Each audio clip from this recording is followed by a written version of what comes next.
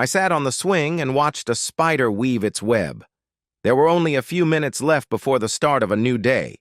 This spider had chosen a spot at the foot of a children's slide in the park. It was walking back and forth across the exit of the slide. It was almost 4 inches tall and 18 inches wide. It was a marvel of engineering. I admired the finished web. Such a complex structure had been built in a single night. Isn't it amazing what can be achieved when you remove people who just fill in spreadsheets from a project? The first child to come down the slide would have tested the spider's work. You have to have a plan. The spider had a plan, and it only had to work once for the spider to live like a king for the rest of its days. Okay, maybe there were some flaws in his plan, but as they say, nothing ventured, nothing gained. I'm with you, buddy. My plan is just as ridiculous as yours, but I have a plan too. Only the spiders and crickets could hear my voice. Today was Monday, and it was the first day of my plan. If everything went according to plan, tonight we would see the last domino fall. Plus. My name is Blake Foley. I married Shauna shortly after we graduated from the University of Michigan. We both found jobs in the suburbs of Detroit. Our past is unremarkable and boring. Typical college students met, dated other people, and then came back to each other. I'm a little insecure, and that makes me jealous. I can be a real jerk to Shauna. If I don't like how she dresses or acts in public, I yell at her, sometimes in front of everyone. She understands where I'm coming from. We talked endlessly about actions and consequences. Despite my flaws, Shauna agreed to marry me. No problems, right? I wish. Plus. Shauna and I are into pistol shooting. We've taken all the courses: defensive pistol shooting, NRA basic pistol shooting, and the courses required to get a concealed carry permit. We compete in indoor shooting competitions. Shauna has won the Annie Oakley Award for Best Female Shooter several times. I'm a decent shot, but not as good as she is. The suburbs of Detroit are mostly great places to live. There are a few where I feel a little more comfortable knowing that she is armed and capable of protecting me. We still go to a lot of games: football, basketball, and baseball. I played all 3 sports in high school, but in college I focused on my studies. Well, that and the fact that I'm not nearly talented enough to compete at the college level. Plus. Last Thursday. Damn, I'm never going to make it home. I perked up when Greg, my co-worker, slammed his fist on the table. How do you know, Greg? I'm watching the surveillance camera at the intersection of Highway 7 and 82. There's a pickup truck flipped over with a car on top of it.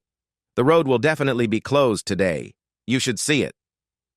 I walked over from my desk to Greg's desk and stared at his laptop screen. My stomach twisted. Standing next to the medics, her head wrapped in bandages, was Shauna. At least I believed it was her. She has a very distinctive tattoo on her left forearm, from her shoulder to her wrist. The people on the camera were too small for me to confirm my suspicions. Apparently, her flight to Chicago left without her yesterday. The overturned truck looked familiar. I just couldn't remember where I had seen it before. Can you take a picture of the accident? No, not until I change cameras. I can save the video from the moment I started watching this camera. You can take a picture. What are you interested in? I think I recognize that truck. I need to search my memory, but I know it for sure. Plus. Greg took a video and emailed it to me. Zooming in, I'm almost certain it's Sean. Yesterday's phone call was complete nonsense. The flight went smoothly. Good room. The meetings went well. I miss you. Tomorrow will be a busy day. My flight is delayed. Don't wait up. On the way home, I was completely distracted. How much did they believe my story?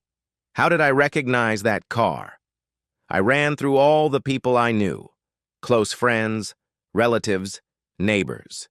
Nothing fit. The blue and yellow stripes on the car wouldn't leave me alone. Who was it? Shauna called around 7 p.m. I didn't answer. Hi, sweetie. Bad news. My taxi to the airport was in an accident. I'm okay, but I cut my forehead. Long story short, I missed my flight. I'll let you know when I find out. Love you. Call me. Ever since I saw that photo, my heart hasn't stopped beating. The complete betrayal twisted my stomach, and fire shot out of my ears. Plus, plus, plus. No matter how hard I tried, I couldn't eat. I was overwhelmed with strong emotions. Realizing that my marriage was a sham, I wanted revenge on Shauna and her lover. I spent the next few hours rummaging through the house. I was trying to find something, but I didn't know what, and it was driving me crazy. My search was fueled by boiling rage. Nothing caught my attention. The next step was to check her credit card statements. Since Shauna travels at least twice a month, I figured there must be some discrepancies in her purchases. In a way, I was right. Comparing her trips with her credit card usage, I discovered that every other month, one of her trips was not paid for with her credit card. The only expense on these trips was airport parking. She uses a corporate credit card to pay for tickets, hotels, and travel. Everything else is charged to her personal card, and she submits an expense report. Am I supposed to believe that she paid cash or just didn't eat during these trips? When I saw what the surveillance camera had recorded, I knew that wasn't the case. Under the guise of a trip, she was having a 2-day sex marathon. I had to find out who with. Damn it! It's obvious. I'll ask for a copy of the accident report. Yes, of course. Shona keeps important documents in a filing cabinet. I believed her expense reports were in there somewhere. She's so organized that it only took me a few minutes to find the right folder. Another minute to make sure there were no trips on the expense report that weren't on her credit card. I wanted to get drunk, but I knew that wasn't the answer. Does it matter how long it went on? Not really. Her betrayal is cold and calculated. My revenge will be commensurate with the depth of her deception. I'll be fair in the divorce. I have no choice. She'll get her 50%. Prenup? Yes, of course. Too bad we didn't have one. She'll get her 50%. Sleep came slowly, and coffee didn't help me wake up in the morning. When I turned on my phone, there was a message from Shauna saying she would be back later. I went to work without responding. After searching the internet for divorce advice, I calculated our joint accounts. I needed to open an account in my name only. The brokerage account was more complicated. It was impossible to transfer the positions, so I sold enough to reach the 50% mark. I'll come back when everything settles down and transfer my half when the time comes. The house was practically underwater, so there was nothing to do. Not wanting to reveal my cards, I didn't tell my friends, relatives, or colleagues about the impending divorce. At lunchtime, I received a copy of the police report on the accident. Now there was no doubt. She was listed as the injured passenger in the pickup truck. I didn't know the name of the pickup truck's owner, Ray Stronzo. I still couldn't figure out how I recognized that stupid pickup truck. At least I had the address where her lover lived. It was 3 blocks from our house. A quick check on the internet showed that the house belonged to her and her lover. I believed she was his wife. On other websites, I found personal information about Ray and Jill. It seemed that they had both gone to school with Shauna. When Shanna called at the end of the workday, I decided it was best to answer so she wouldn't suspect anything. You're back! I've been trying to call you since last night. Is everything okay? I'm surviving. This morning and around lunchtime, I discovered that my phone was off. I think I need to take it in to be repaired. How was your trip? Everything was fine until we got in the taxi. I'm going to have to put on a thick layer of makeup to hide the grays on my forehead. Shall we go out for dinner? Sure, somewhere light. I'm not really hungry. You pick the place, and I'll meet you there. I made a detour to the restaurant. As I drove past the Stronzo house, I didn't see their truck. A flag was flying on the porch, and I had an idea. It was a University of Michigan flag. We had seen that truck when we went to football games in Ann Arbor. That's why the truck had blue and yellow stripes. We always go to the same place for picnics, just like the Stronzos. I just believed that he and his wife were friendly to everyone. I tried really hard at dinner, but Shauna could sense that something was wrong. Is something bothering you, Blake? You seem distracted tonight. Just a lot on my mind. Don't worry about it. When Shauna began her evening ritual of removing her makeup, I climbed into bed and pretended to be asleep. Shauna was naked when she slipped into bed and snuggled up to me. When I left for work in the morning, Shauna was fast asleep. I searched her car and found her cell phone hidden in a pillow in the back seat. I turned it on and scrolled through the messages, and finally I was sure. Shauna and Ray had been together for several months, if not longer. One message in particular drove me crazy. Well, kids, I don't know what punishment awaits you, but you're going to pay for this. I'm not a violent person. I can't imagine raising my hand against them. I had to get creative. I decided that meeting with a lawyer could interfere with my plan. I wanted to catch her off guard when she confessed to cheating on me. If my plan worked, I would have to act quickly to protect what I could. I bought everything I needed and spent the weekend avoiding Sean. On Saturday, she wanted to make love, but I just collapsed on top of her and quickly fell asleep. On Sunday evening, Sean tried again. When she finished, we lay there in silence. Disappointed, she gave up, and we fell asleep. On Monday morning, I got up early and spent some time in the park. I needed to make sure this was really the path I wanted to take. Remembering the text message, I decided to continue. Sean's dilemma, I believed everything was under control until the phone rang. Monday mornings at work are always very busy. I handle several calls an hour. I rushed to the phone when the office phone rang. The display read, "Private." "This is Sean. I know what you're doing with Ray. I want in." The quiet voice belonged to a man. The voice was annoyingly high-pitched and nasal. He hung up before I could respond. My thoughts raced. Damn, damn, damn, damn, damn. I've been found out. I was distraught all day and evening. One of our evening rituals was to have a cup of hot tea. It calmed us both down. Blake always made it before bed. Blake seemed concerned. "Are you sure everything's okay? You look like something's bothering you." "I'm fine. Just something at work is bothering me. I need to take my mind off it. You know how to keep a girl busy for a while?" I'd like to say we made love, but it was more like Blake fucked me. I decided I wasn't going to give in to blackmail. I decided to wait and see how he reacted. I had nightmares that Blake would find out. Talking to myself, I convinced myself that I would never see Ray again. "It's Shauna." The same voice as before. "Are you ready to make me happy?" "No, I'm not ready." And this time I hung up. Less than a minute later, the phone rang. "It's Shauna." You both snore. "Last night you were wearing a blue jumpsuit. You sleep on the right side of the bed." I doubt he heard me sigh when I hung up after he said that. I rushed down the hall and ran into the first stall I could find. When I found my car after work, there was a small envelope tucked under the windshield wiper. I cried for 30 minutes when I saw the photo of my pussy taken last night. He was in my bedroom. I felt raped. What had I gotten myself into? That evening at home, I paid my bills and prepared my tax documents. How did he get into the house in the middle of the night? Is he a friend of Ray's or an enemy of Ray's? I don't recognize that voice. I would remember that annoying voice. "Blake, do you think we should put a deadbolt on the front door?" "Probably. Why did you bring that up?" "I just heard about some recent break-ins. I don't want anyone breaking into our house when we're home." I'll add that to the to-do list.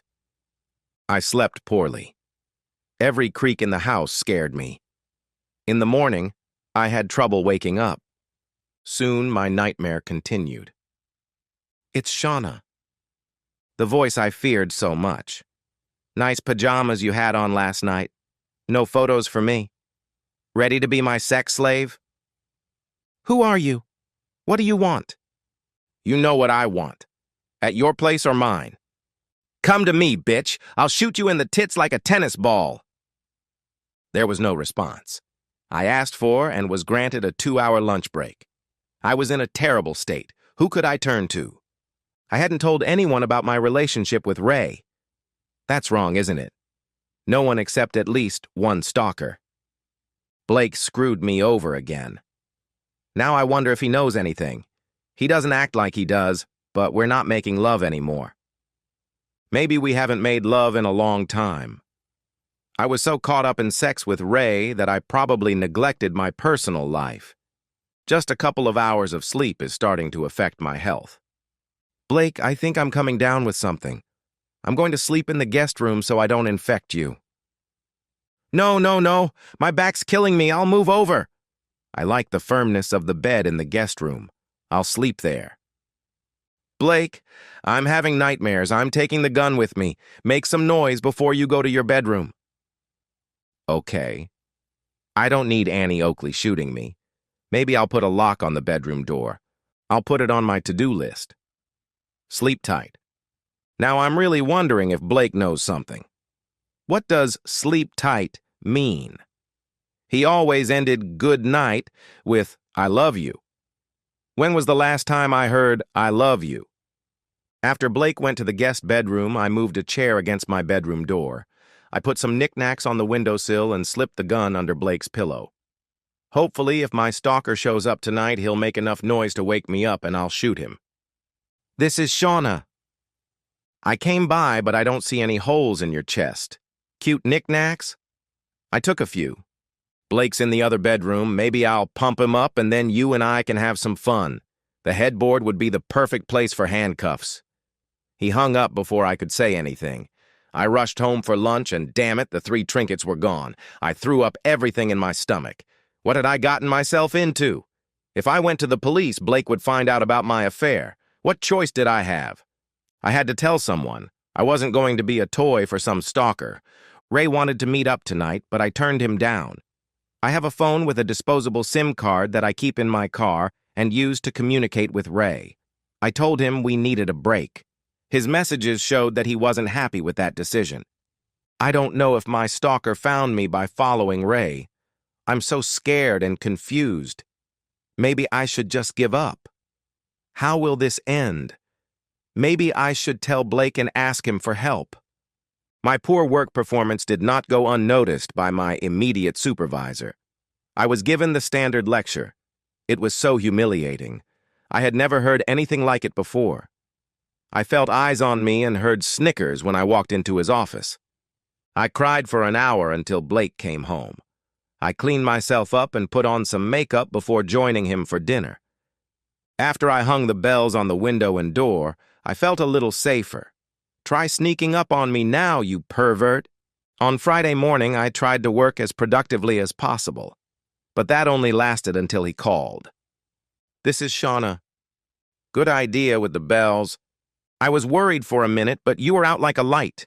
Did you see that I emptied your gun and put the bullets on the windowsill? I gave you back your trinkets. I need Blake. I can't handle this on my own. If I tell him, I might have to do everything myself. What a nightmare. I can't wait for the weekend. At least he can't torment me at work.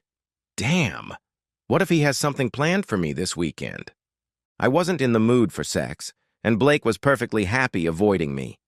We had a trip planned for the following Wednesday, and I didn't know whether to go or cancel. When would that bastard start stalking me again? Was he so sick that he would follow me on the road? When I finished showering on Saturday morning, Blake was fast asleep. He never sleeps late. I shook him several times before he woke up. He sat up and looked at me with some confusion. Ugh, I'm not myself today. What time is it? Almost 9. Are you feeling okay? He rubbed his neck and grimaced. What the hell? My neck hurts. I looked and saw something that looked like a spider bite on his neck. Looks like you got bitten. I'll get you a Band-Aid. The rest of the morning passed with the usual weekend chores. Blake left for Jamba Juice around lunchtime. My cell phone rang and the screen said, unknown. My mom hides all her calls, so I answered. Hello? I tried to put Blake to sleep with a sedative last night. I see he's still alive, so I think we can continue. I pressed end. I was shaking. My legs were buckling. No matter how hard I tried, I couldn't hold back the retching. To completely cover my tracks, I sprayed half a can of deodorant. I have to tell Blake. I can't go on like this. I can't tell Blake. I'm so confused. Why did I do it? My head was spinning. Why all the drama? For sex with a monkey. This isn't love. Damn, Ray wasn't even this good in bed in high school. What was I thinking when I got involved with him? Sunday wasn't any better than Saturday. Every time the phone rang, my blood pressure shot up. When I answered the call from unknown, it was him. Blake was mowing the lawn in the yard. Hello. Time's up, Shona. Next time you're alone. And he hung up before I could respond. I was sweating and shaking. Sooner or later, I would be alone in the house. I couldn't take it anymore. The day dragged on endlessly. I glanced nervously at the clock. I didn't want to go to bed tonight. Before I fell asleep, my world was turned upside down. I need to get back to the office. I won't be more than 90 minutes. Please don't go, Blake. Can't it wait until morning? I won't be long. I'll be back soon. I made sure all the doors and windows were locked. After closing the bedroom door and turning on the alarm, I sat down on the bed with the light on. I took the gun from under my pillow, checked the magazine, and made sure it was loaded. My heart pounded when I heard the floor creak. Panic gripped me. I hesitated, pointing the gun at the door, then at the window. When the doorbell rang, I fired. I heard a groan and fired again, then again and again. The door flew open, and a body in black appeared, face down on the floor. I was shaking and looked down. I had wet myself. I was shaking so badly that I couldn't use my cell phone. 911. What's going on? I just shot someone in my house. I'm holding the gun on the body. I'm afraid to go near it.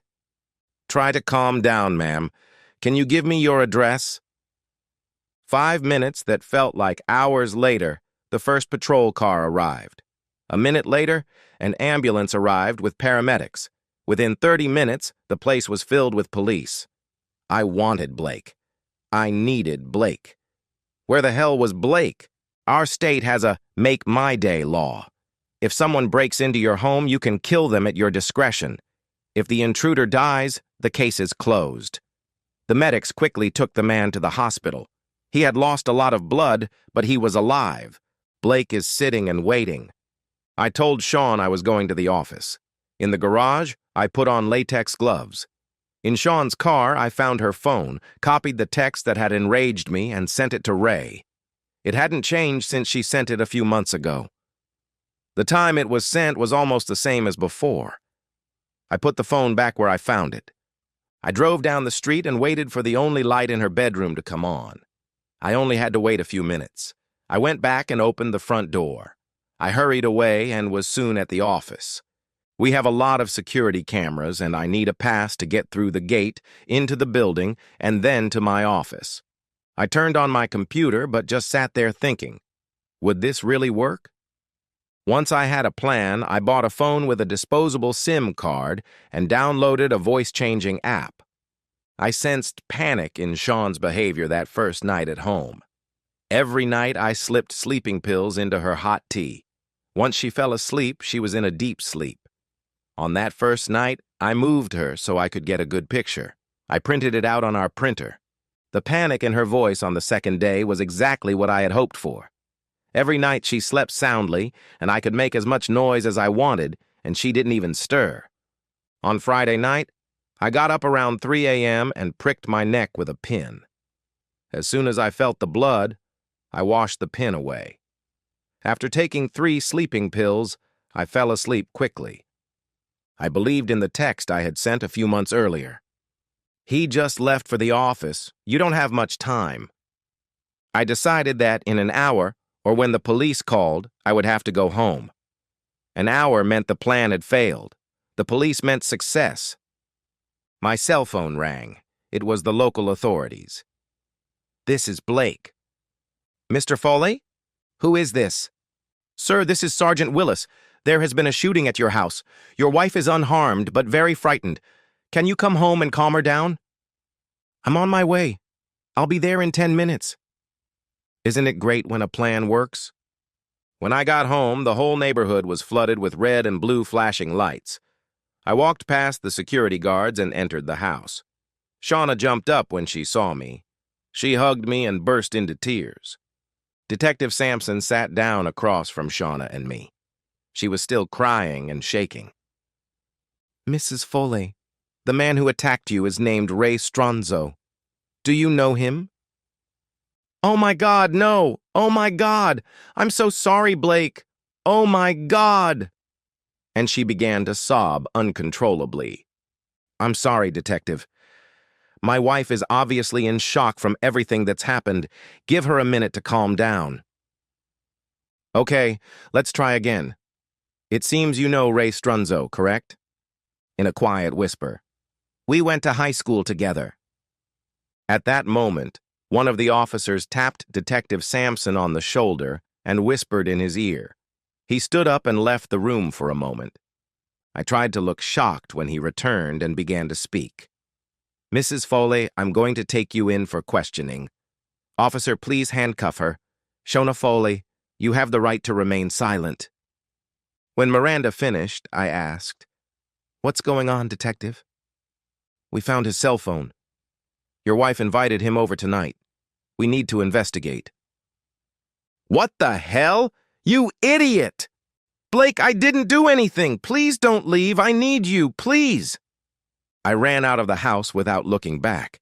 It was all I could do to keep from smiling. I watched from the driveway as they took Shauna away. She was still pleading. Help me, Blake. Please. Help me. No way, girl. It's only a matter of time before they find your phone and the message you sent Ray. I made sure the house was locked after they put the yellow tape up. I spent the night in a motel. In the morning, I bought a large decaf coffee and went to the park. It looked like my little spider friend was trying again. Don't give up, buddy. Even the craziest plans can work out. Shawn used her one call to contact her parents. The police got a search warrant and found Shawn's phone. Given the history of calls and messages between those phones, Shawn was in serious trouble. The first thing I did was call to start divorce proceedings. Financial issues were identified and documented. Shawn would get her 50%, but I wouldn't have to pay for her lawyer in a first-degree murder case. I took 50% in cash from our joint accounts. I opened an account in my name only and set up direct deposit to that account. The brokerage account was easy, as half of the funds were in cash. The divorce lawyer got to work before Ray took any legal action. He assured me that it was the right decision. As soon as the yellow tape was removed, I gathered all of Shawn's belongings and took them to her parents' house. I hired professionals to clean the house. My lawyer accompanied me to the only interview the police called me in for. She tried to convince them that I had set her up. It was the only thing that made sense to her, as she told them she did not send the last text message. When asked if they had any information about the location of her phones, they said they did, and that it matched my version and their assumption that she was a cold-blooded criminal. Apparently, she couldn't handle the pressure. Only 2 of the 5 bullets hit flesh. One went through, destroying his kidney. The other tore off a piece of his right ear. I believed I could live with that, although I had hoped for more from all my pistol training. I watched from the gallery as she defended herself. She was being stalked, but she didn't tell anyone because of her affair. She never sent that message. My husband probably knew and set me up. The press found out that she had been offered a deal with the prosecutor. I believed that her excessive confidence in her ability to handle the situation had once again played a cruel trick on her. Guilty. 20 years. I didn't wait for the divorce to be finalized to start sleeping around. There are plenty of admirers willing to help a cuckolded husband when his wife is serving time. Shona quickly squandered her entire fortune fighting for her freedom. I wasn't tied to her, and even if Ray had tried to sue, we had no joint property of any significant value. Paying exorbitant sums for a moral victory made no sense, so the lawsuit never happened. I really need help dealing with jealousy.